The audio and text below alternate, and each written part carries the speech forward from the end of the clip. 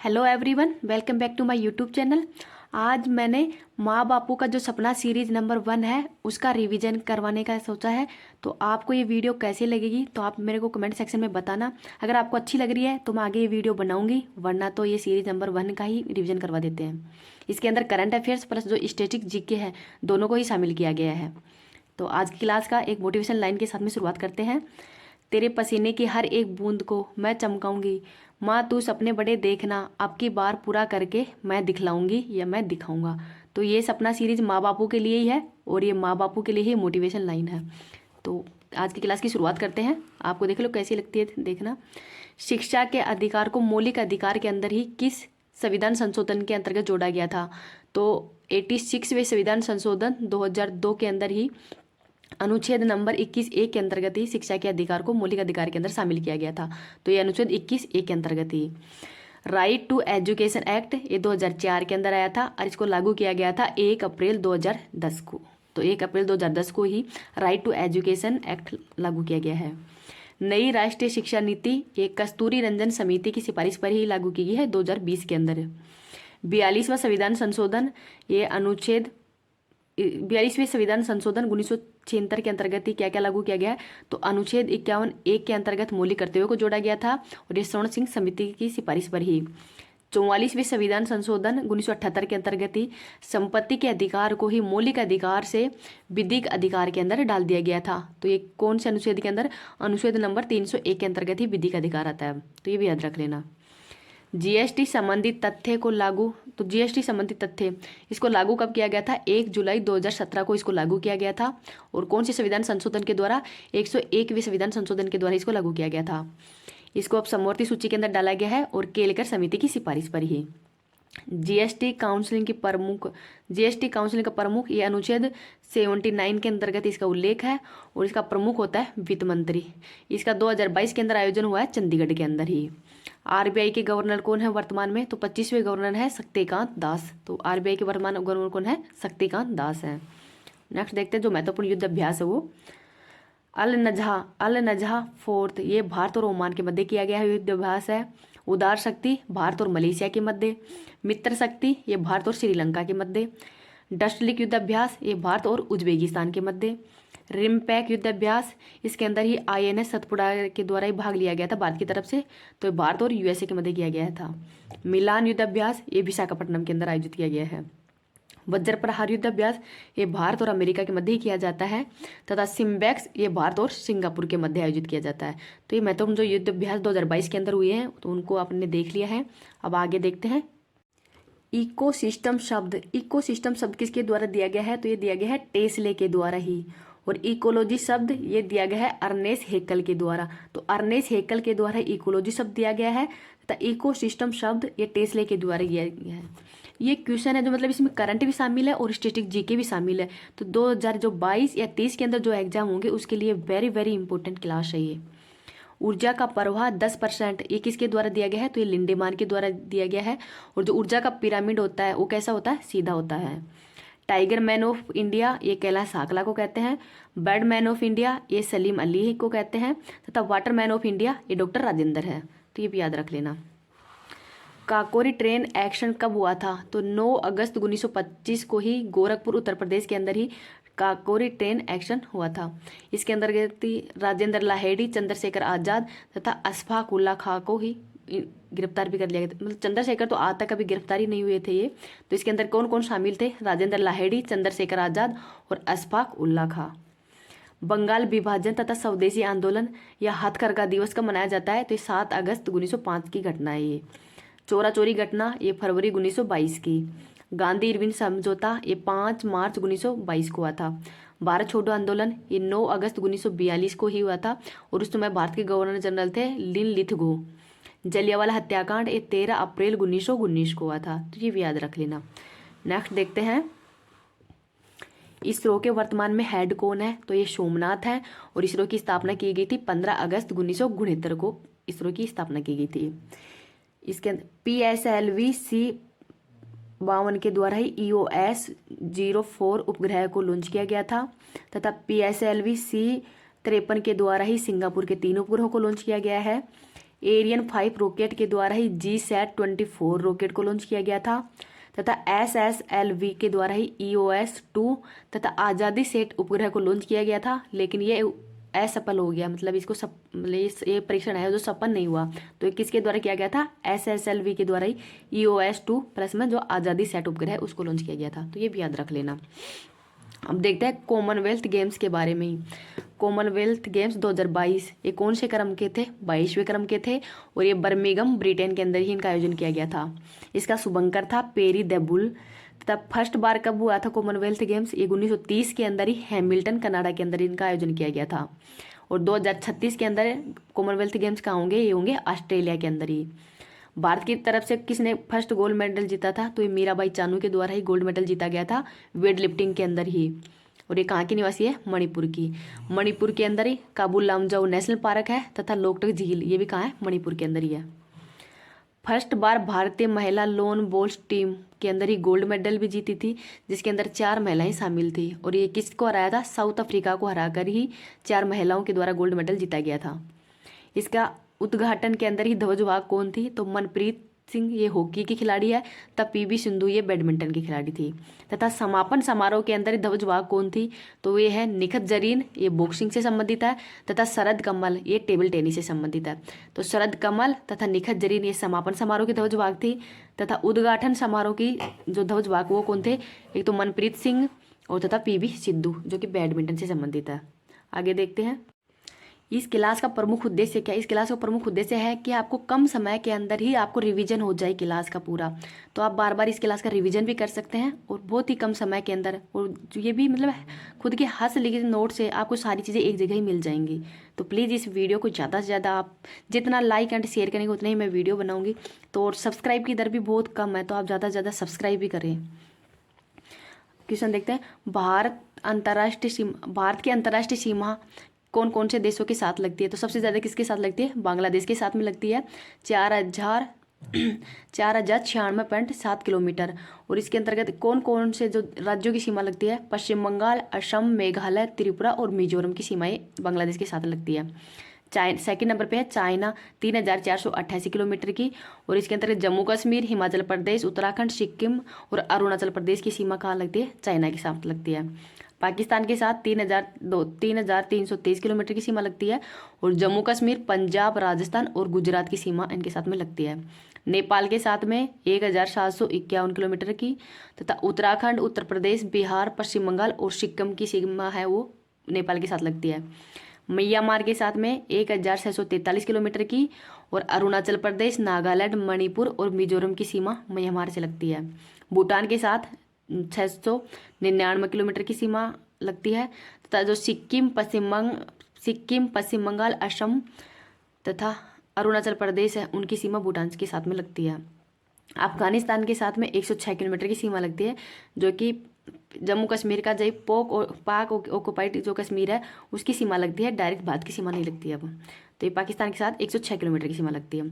Total Bharat की जो स्थलीय सीमा वो कितनी है? 15,106.7 किलोमीटर। तो ये भी याद रख लेना। अब देखते हैं आगे COP27। तो COP27 का आयोजन कहाँ पे किया गया है? तो ये मिस्र और इसको इजिप्ट भी कहते हैं, तो इजिप्ट के अंदर किया गया है। मिस्र की राजधानी क्या है? काहिरा इसकी राजधानी है। कोप का मतलब क्या है? Conference of parties. और ये किसके द्वारा जारी किया जाता है? UNFCCC। UNFCCC की फुल फॉर्म क्या है? United Nation framework convention to climate change. तो ये इसकी फुल फॉर्म है। COP1 का आयोजन 1995 के अंदर ही बर्लिन के अंदर किया गया था। तथा COP21 का आयोजन पेरिस फ्रांस के अंदर किया गया था। तथा COP26 का आयोजन ग्लासगो स्कॉटलैंड के अंदर किया गया। तो ये भी याद रख लेना। ओजोन परत का संरक्षण के लिए ही ये इसका आयोजन मॉन्ट्रियल कनाडा के अंदर किया गया था। और 16 सितंबर 1987 को ही इसका आयोजन किया गया था। तथा 16 सितंबर को कौन सा दिवस मनाया जाता है? ओजोन दिवस। तो ये 16 सितंबर वाली डेट वेरी इंपॉर्टेंट है, ये बहुत से एग्जाम के अंदर आज तक पहुंच चुका है। इस ओजोन दिवस का मनाया जाता है, तो ये 16 सितंबर को मनाया जाता है। सतत विकास लक्ष्य SDG से संबंधित सम्मेलन ये स्टॉकहोम के अंदर ही 1972 के अंदर इस सम्मेलन का आयोजन किया गया। तो भी ध्यान दे लेना, स्टॉकहोम के अंदर ही 1972 के अंदर हुआ था। अब महत्वपूर्ण जो संगठन है उनको देख लेते हैं एक जगह ही। ब्रिक्स 2022 ये चाइना के अंदर हुआ था, आपके बार 14वें नंबर का हुआ है। और 2023 के अंदर कहाँ होगा, दक्षिण अफ्रीका के अंदर ही। ब्रिक्स के अंदर 5 देश शामिल हैं, ब्राजील, रूस, भारत, चीन और दक्षिण अफ्रीका शामिल है इसके अंदर। सेकंड देखते हैं, एशियाई विकास बैंक ADB, इसका हेडक्वार्टर का है मनीला, फिलीपींस के अंदर है। और इसमें वर्तमान में अध्यक्ष कौन है, आशाकावा, जो कि जापान के है, तथा उपाध्यक्ष है अशोक लावासा, याद रख लेना। थर्ड देखते हैं, आसियान। आसियान की फुल फॉर्म क्या है, association of south east Asian nation. तो association of south east Asian nation इसकी फुल फॉर्म है। आसियान का हेडक्वार्टर है जकार्ता, इंडोनेशिया के अंदर। इसके अंतर्गत 10 देश शामिल हैं और इसकी स्थापना हुई थी 1963 के अंदर, तो ये भी याद रख लेना। नेक्स्ट देखते हैं, सार्क। सार्क या दक्षेश, दक्षिण एशियाई देशों का सम्मेलन। इसका हेडक्वार्टर है काठमांडू, नेपाल के अंदर ही। बिम्स्टेक 2022 एक कोलंबो, श्रीलंका के अंदर हुआ था। SCO 2022 इस समरकंद, उज्बेकिस्तान के अंदर हुआ है। G7 देशों का सम्मेलन 2022 के अंदर जर्मनी के अंदर हुआ है। और G20 2022 की बैठक बाली, इंडोनेशिया के अंदर हुई है। और 2023 के अंदर भारत के अंदर आयोजित की जाएगी। नेक्स्ट देखते हैं, पिच ब्लैक युद्धाभ्यास, ये ऑस्ट्रेलिया के अंदर आयोजित किया जाएगा। और ऑस्ट्रेलिया के PM कौन है, एंथनी एल्बनीज। तो एंथनी एल्बनीज ऑस्ट्रेलिया के PM है। जापान के वर्तमान प्रधानमंत्री ये है फूमियो किशिदो। तो फूमियो किशिदो जापान के वर्तमान में प्रधानमंत्री है। और पूर्व प्रधानमंत्री जिनका निधन हो गया वो है शिंजो आबे। और कहाँ पे हुआ था, जापान के अंदर कौन से स्थान पे हुआ है, तो ये है नेरोजी। तो नेराजी स्थान पर ही शिंजो आबे का निधन हुआ था, इनको गोली मारकर हत्या कर दी गई थी। भारत का 2021 के अंदर जो पद्म विभूषण पुरस्कार है वो भी शिंजो आबे को दिया गया है। आगे देखते हैं, राष्ट्रीय गान और राष्ट्रीय गीत को कब अपनाया गया था, तो ये 24 जनवरी 1950 को ही राष्ट्रीय गीत तथा राष्ट्रीय गान को अपनाया गया था। प्रारूप समिति का गठन 29 अगस्त 1947 को हुआ था। और इसके अंतर्गत कितने सदस्य शामिल हैं, 1+6। प्रारूप समिति को 1+6, 1 मतलब एक अध्यक्ष और 6 सदस्य शामिल है। इसके अध्यक्ष कौन थे, भीमराव अंबेडकर जी। उद्देश्य प्रस्ताव कब लागू किया गया था, तो ये 22 जनवरी 1947 को इस उद्देश्य प्रस्ताव को लागू किया गया था तथा इसको प्रस्तुत किया गया था 13 दिसंबर 1946 को ही जवाहरलाल नेहरू के द्वारा ही। राष्ट्रीय ध्वज, तो राष्ट्रीय ध्वज का निर्माण किसने किया था, पिंगली वेंकैया के द्वारा। और राष्ट्रीय ध्वज को अपनाया गया था 22 जनवरी 1947 को ही। तो 22 जनवरी 1947 को राष्ट्रीय ध्वज को अपनाया गया था, तो ये भी याद रख लेना। अब देखते हैं, जो भी टेनिस के जो 4 ग्रैंड स्लैम 2022 के अंदर कौन कौन विजेता बने हैं, तो उनको एक साथ ही देख लेते हैं। ऑस्ट्रेलिया ओपन के अंदर ही मेल के अंदर विजेता थे राफेल नडाल, ये स्पेन के निवासी है। और तथा फीमेल के अंदर है एशले बार्टी, ये ऑस्ट्रेलिया के निवासी है। फ्रेंच ओपन 2022 के अंदर मेल में है राफेल नडाल तथा फीमेल के अंदर है ईगा स्वाटेक, ये पोलैंड के निवासी है। विंबलडन ओपन 2022 के अंदर मेल के अंदर विजेता है नोवाक जोकोविच, ये सर्बिया के निवासी है। तब फीमेल के अंदर है रेबेकिना, ये कजाकिस्तान की निवासी है। तो कजाकिस्तान रेबेकिना एकमात्र जो कि मध्य एशिया से जो खिलाड़ी है एकमात्र वो है रेबेकिना, जिन्होंने विंबलडन ओपन के अंदर ही विजेता रही भी है। USA ओपन के अंदर है मेल के अंदर है कार्लोस अल्कराज, जो कि स्पेन के हैं। तथा फीमेल के अंदर है इका स्वाटेक। तो इका स्वेटेक है वो किसके अंदर है, फीमेल के अंदर। तो ये भी याद रख लेना, जो महत्वपूर्ण, ये वेरी वेरी इंपॉर्टेंट है ये क्वेश्चन। इसके अंदर एक क्वेश्चन तो 100% पूछ लिया जाएगा, तो प्लीज़ इसको तो थोड़ा ध्यान से पढ़ लेना। नेक्स्ट देखते हैं, थॉमस कप 2022 के अंदर विजेता कौन बना है, भारत। और विजेता है इंडोनेशिया। संतोष ट्रॉफी ये 75 नंबर की हुई है। इसका आयोजन केरल के अंदर ही हुआ है और इसका विजेता भी केरल ही बना है। उबेर कप ये बैडमिंटन से संबंधित ही है और इसके विजेता है दक्षिणी कोरिया और चाइना को हराया है। डूरन कप ये फुटबॉल से संबंधित है और इसके विजेता कौन बनी है, बेंगलुरु। तो ये सारी जो भी ट्रॉफी थी ये 2022 के अंदर कहाँ हुई है, किसके द्वारा जीती गई, वो सभी एक जगह आपको बता दी गई है। नेक्स्ट देखते हैं, केंद्रीय सतर्कता आयुक्त। तो वर्तमान में केंद्रीय सतर्कता आयुक्त कौन है, सुरेश एन पटेल हैं। और संचालन समिति की सिफारिश पर ही केंद्रीय सतर्कता आयुक्त की स्थापना की गई थी। नीति आयोग के उपाध्यक्ष कौन है, ये है सुमन बेरी। मुख्य चुनाव आयुक्त कौन है, ये है राजीव कुमार। और वर्तमान में CAG कौन है, ये है गिरीश चंद्र मुर्मू। तो गिरीश चंद्र मुर्मू वर्तमान में CAG हैं भारत के, तो ये भी याद रख लेना। NATO North Atlantic treaty organization, इसकी स्थापना क्यों की गई थी? क्योंकि ये क्वेश्चन आपकी बार बहुत से चर्चा में है, नाटो, क्योंकि रूस यूक्रेन युद्ध के अंदर जो प्रमुख कारण है वो नाटो ही है, तो ये नाटो के बारे में थोड़ा देख लेना। इसकी स्थापना हुई थी 1949 के अंदर, इसमें 30 देश शामिल हैं और इसका हेडक्वार्टर है ब्रुसेल्स बेल्जियम के अंदर ही, तो ब्रुसेल्स बेल्जियम के अंदर ही नाटो का हेडक्वार्टर है। आगे देखते हैं, पुस्तक देख लेते हैं। इंडिया स्ट्रगल पुस्तक किसकी है? ये सुभाष चंद्र बोस की है और 23 जनवरी को ही पराक्रम दिवस सुभाष चंद्र बोस की जयंती पर मनाया जाता है। इनकी मूर्ति कहाँ लगाई गई है? इंडिया गेट के, लेकिन इंडिया गेट का वर्तमान नाम परिवर्तन करके क्या कर दिया गया है? कर्तव्य पथ कर दिया गया है। 1939 के अंदर ही फॉरवर्ड ब्लॉक की स्थापना की गई थी सुभाष चंद्र बोस के द्वारा ही, और दिल्ली चलो का नारा वो भी सुभाष चंद्र बोस के द्वारा ही दिया गया था। अब देखते हैं जो विटामिन्स हैं उनका नाम देख लेते हैं थोड़ा सा, क्योंकि एक जगह ही ये विटामिन्स के सारे नाम, उनके रोग हैं, इनका वैज्ञानिक नाम है, स्रोत है, तो सारी चीज़ें एक जगह ही देख लेते हैं इनको। विटामिन ए का वैज्ञानिक नाम क्या है? रेटिनोल है, और इससे संबंधित रोग कौन सा होता है? रतौंधी, मतलब आंखों से संबंधित रोग हो जाता है। इसके स्रोत है दूध, गाजर, अंडा। विटामिन डी, मतलब वो विटामिन देख लेते हैं जो कि वसा के अंदर घुलनशील है, अर्थात जो वसा के अंदर घुलनशील विटामिन है वो है ए डी ई के।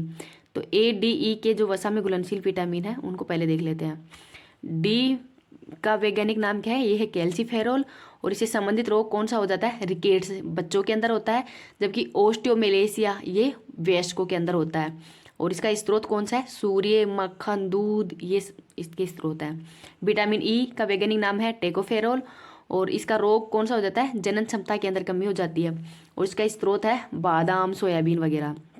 विटामिन के का वैज्ञानिक नाम फिलोकिनोन है, और इससे हीमोफीलिया रोग हो जाता है तथा रक्त का थक्का है वो नहीं बन पाता। स्रोत कौन से हैं? अनार, अंडा। अब वो विटामिन देख लेते हैं जो कि किस में घुलनशील है? जल के अंदर घुलनशील है, तो वो बी और सी विटामिन है। विटामिन विटामिन बी1 का नाम क्या है? थायमीन है, और इसे बेरी बेरी रोग हो जाता है। इसकी स्रोत है अनाज, दूध। विटामिन बी2 का नाम है राइबोफ्लोविन, और इससे रोग कौन सा होता है? किलोसिस, और ये इसके स्रोत कौन से? यकृत, टमाटर, ये इसके प्रमुख स्रोत है। बी3 का नाम है नियोसिन, और इससे रोग होता है पेलाग्रा, ये मशरूम, मूंगफली, ये इसके स्रोत हैं। विटामिन बी5 का नाम है पेंटोथिनिक, और इसे बाल सफ़ेद होना, जनन क्षमता के अंदर कमी होना, ये इससे संबंधित रोग हो जाते हैं। स्रोत है मक्खन, घी, दही वगैरह, ये थोड़ा ज़्यादा खाना चाहिए। अब ये थोड़ी सी एक ट्रिक बता देती हूँ कि विटामिन का नाम कैसे याद रखें। तो रथ पर एक ट्रॉफी, रथ का मतलब रेटिनोल, थ का मतलब थाइमीन, पैर इसके अंदर साइलेंट होता है, ए का मतलब एस्कोर्बिक, मतलब विटामिन सी का नाम है, कै का मतलब कैल्सीफोरोल, ये विटामिन डी का नाम है, टी का मतलब टेकोफोरोल, ये विटामिन ई का नाम है, और फै का मतलब फिलोकिनोन, तो ये विटामिन के का नाम है। तो रथ पर एक ट्रॉफी, जो इम्पोर्टेंट मतलब विटामिन B2, 3, 4 इनको छोड़कर जो भी विटामिन है उनका नाम है रथ पर एक ट्रॉफी। इस विटामिन से आपको ट्रिस के आपको विटामिन का नाम याद हो जाएगा। आगे देखते हैं ज्ञानपीठ पुरस्कार। पहला ज्ञानपीठ पुरस्कार ये GS ग्रुप को दिया गया था, तथा 56वां ज्ञानपीठ पुरस्कार ये नीलमणि फुप्पन को दिया गया है, तथा 57वां ज्ञानपीठ पुरस्कार वो दामोदर मुंजा को दिया गया है। तो ये भी याद रख लेना। राष्ट्रपति के चुनाव के लिए न्यूनतम आयु 35 वर्ष होनी ही चाहिए, और इस राष्ट्रपति का उल्लेख संविधान के भाग किसके अंदर किया गया? 5वें भाग के अंदर किया गया है। राष्ट्रपति के चुनाव के लिए 5 प्रस्तावक तथा 50 प्रस्तावक और 50 अनुमोदक होना जरूरी है, तभी वो राष्ट्रपति का चुनाव लड़ सकता है। भारत के फर्स्ट राष्ट्रपति हैं राजेंद्र प्रसाद, तथा वर्तमान में राष्ट्रपति कौन है? द्रौपदी मुर्मू, ये मयूरभंज उड़ीसा की रहने वाली है।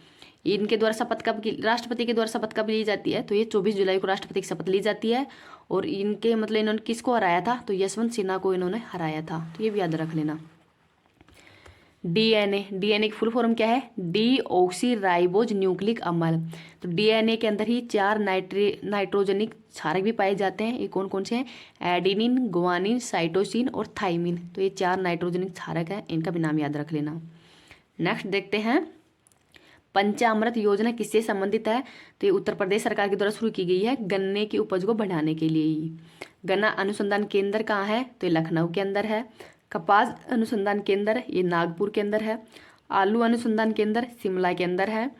अमृत सरोवर तथा नाइट सफारी ये उत्तर प्रदेश के द्वारा ही शुरू की गई है, तो ये भी याद रख लेना। नेक्स्ट देखते हैं रक्त समूह की खोज ये लैंड स्टीनर के द्वारा की गई थी। रक्त का पीएच मान कितना होता है? ये होता है 7.4 होता है तथा ये पीएच पैमाना है ये किसके द्वारा दिया गया था? तो ये सोरेनसन के द्वारा ही दिया गया है। सर्वग्राही कौन है? तो AB+ सर्वग्राही है। और सर्वदाता कौन है? वो O- सर्वदाता है। तो ये भी याद रख लेना। लखनऊ अधिवेशन 1916 के अंदर ही हुआ था। इसके अध्यक्ष कौन थे? अंबुकाचरण मजूमदार थे। और इसमें कांग्रेस का विलय हो गया था, तब मुस्लिम लीग और कांग्रेस के मध्य समझौता भी हुआ था। बेलगांव अधिवेशन 1924 के अंदर महात्मा गांधी जी के द्वारा इसकी अध्यक्षता की गई थी। हरिपुरा अधिवेशन 1938 के अंदर हुआ था और इसकी अध्यक्षता सुभाष चंद्र बोस के द्वारा की गई थी। तो ये भी याद रख लेना। नेक्स्ट देखते हैं, दुनिया का सबसे ऊंचा पुल गोल्डन पॉइंट ये कौन सी नदी पे बनाया गया है? चिनाब नदी पर बनाया गया है। और चिनाब नदी को ही वेदों के अंदर अस्कनी भी कहते हैं। झेलम नदी को बितिस्ता तथा रावी नदी को पुरुषणी नदी कहते हैं। तो ये भी याद रख लेना कि वेदों के अंदर भी क्या कहते हैं इनको।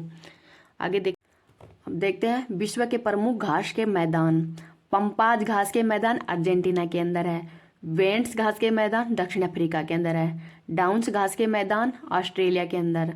लानोज घास के मैदान वेनेजुएला के अंदर है। स्टेपीज घास के मैदान हंगरी के अंदर। प्रिहेरी घास के मैदान उत्तरी अमेरिका के अंदर है। कैंपास ब्राजील के अंदर है। और सवाना अफ्रीका के अंदर है। तो ये जो महत्वपूर्ण घास के मैदान है वो अपन ने देख लिए हैं। अब नेक्स्ट देखते हैं, विश्व जैव विविधता दिवस कब मनाया जाता है? तो 22 मई को मनाया जाता है।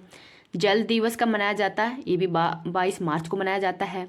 पर्यावरण दिवस ये 5 जून को मनाया जाता है। तो 5 जून 1974 को ही ये मनाना शुरू किया गया था। और इस बार की थीम क्या है? ओनली वन अर्थ इस बार की थीम है। तो ये भी याद रख लेना। रामसर साइट, तो रामसर सम्मेलन कहाँ हुआ था? तो रामसर स्थान ईरान के अंदर ही हुआ था 2 फरवरी 1971 के अंदर ही। वर्तमान के अंदर भारत के अंदर टोटल कितनी रामसर साइट है? तो 75 रामसर साइट है और सबसे ज़्यादा तमिलनाडु के अंदर है। तो ये भी याद रख लेना।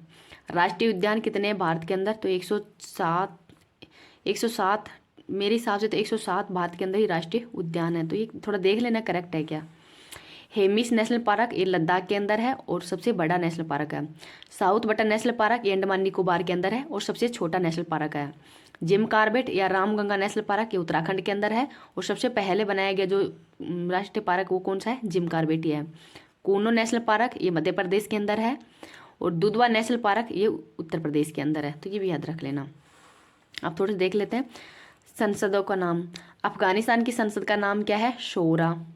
भूटान की संसद का नाम है, ये आपको कमेंट बॉक्स के अंदर देना है। जापान की संसद का नाम क्या है? डाइट। अमेरिका की संसद का नाम क्या है? कांग्रेस। और भारत के अंदर जो उस सदन है उसको क्या बोलते हैं? राज्यसभा। और इसका उल्लेख अनुच्छेद 80 के अंतर्गत है। निम्न सदन को लोकसभा कहते हैं और इसका उल्लेख किया गया है अनुच्छेद नंबर 81 के अंतर्गत। ईरान और मालदीव की जो संसद उसको क्या कहते हैं? मजलिस।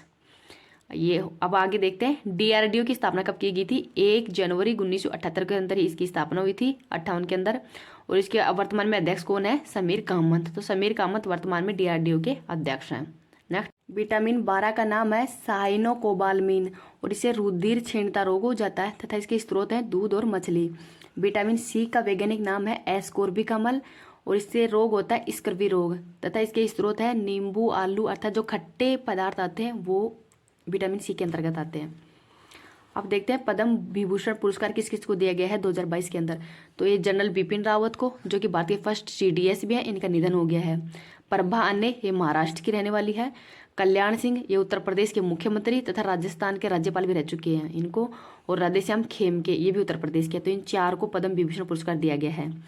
इन पद्म पुरस्कारों की शुरुआत 1954 के अंदर हुई है और अनुच्छेद 18 के अंदर इसका उल्लेख भी किया गया है कि उपाधियों का अंत से संबंधित उल्लेख अनुच्छेद 18 के अंदर ही किया गया है।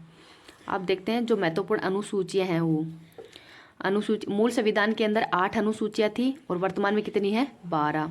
तो 9वीं अनुसूची है वो कब शुरू? 9वीं अनुसूची के अंदर ही जो फर्स्ट संविधान संशोधन है उसको शामिल किया गया है, तो जो कि भूमि संबंधी है। तो भूमि संबंधी जो है वो फर्स्ट संविधान संशोधन के अंदर डाला गया था। ये 9वीं अनुसूची के अंदर है। 10वीं अनुसूची के अंदर ही 52वां संविधान संशोधन 1985 के अंदर हुआ था, जो कि दल बदल संबंधी है, वो 10वीं अनुसूची के अंदर है। 11वीं अनुसूची ये 73वें संविधान संशोधन 1992 के अंदर ही पंचायती राज से संबंधित है, जो कि 24 अप्रैल 1993 को लागू किया गया था। और पंचायती राज के अंदर 29 विषय है। 12वीं अनुसूची के अंदर 74वां संविधान संशोधन जो कि नगर निकायों से संबंधित है और इसके अंदर 18 विषय हैं, तो ये 12वीं अनुसूची के अंदर शामिल किए गए हैं, तो ये भी याद रख लेना। नेक्स्ट देखते हैं भारत के 14वें उपराष्ट्रपति कौन है, तो ये है जगदीप धनखड़ जो कि झुंझुनू के निवासी हैं और ये पहले पश्चिम बंगाल के राज्यपाल भी रह चुके हैं। और इन्होंने किसको हराया था, तो इन्होंने हराया था मार्गरेट आल्वा को हराया था, तो ये भी याद रख लेना।